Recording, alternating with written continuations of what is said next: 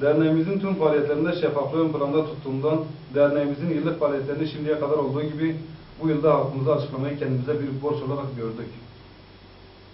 Hayırlı işlerin gizli olması daha evladır. Fakat günümüz şartlarında toplumun yararına çalışan ve bu doğrultuda faaliyet yürüten tüm kurum ve oluşumların faaliyetlerinde şeffaflığı ön planda tutmasının daha elzem ve hayırlı olacağı görüşündeyiz.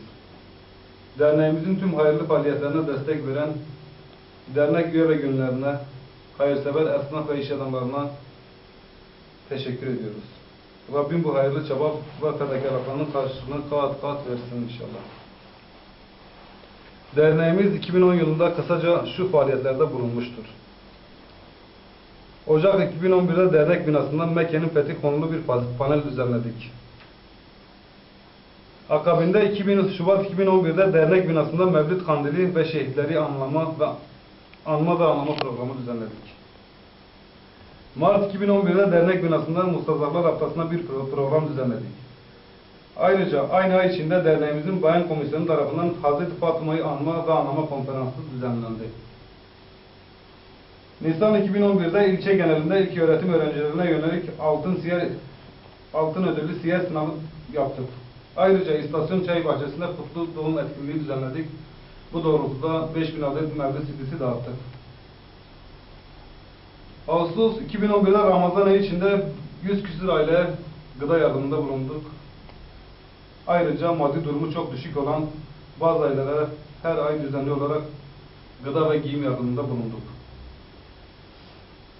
Eylül 2011'de İstasyon Çay Bahçesi'nde İslam'da başörtü ve eğitim konulu konferans düzenledik.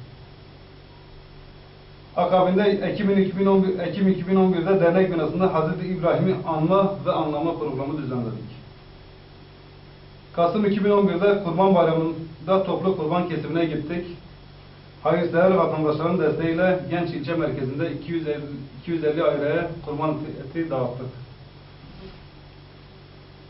Aralık 2011'de Aşure Günü dolayısıyla dernek binasına bir program yapıldı.